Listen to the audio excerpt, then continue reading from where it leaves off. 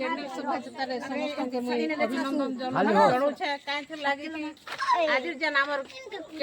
Candle रो जेन शोभायात्रा करबार अभिमुख्य हला जे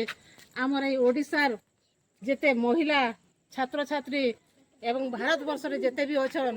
समस्त केंता के निजर जेन अन्याय अत्याचार करा जाउछे मां मान का प्रति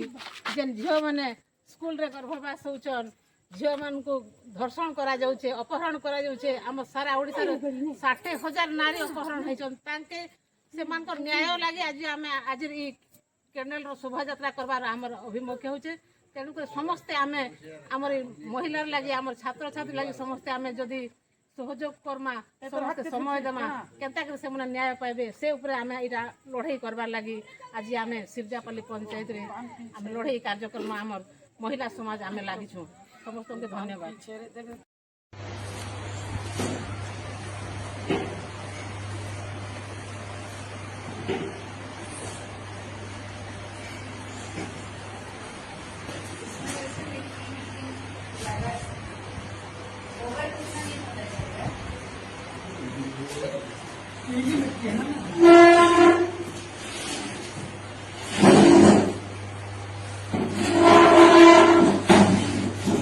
मैम एक बार मिट्टी दिखा देना, वीडियो बना रहे हैं थोड़ा सा।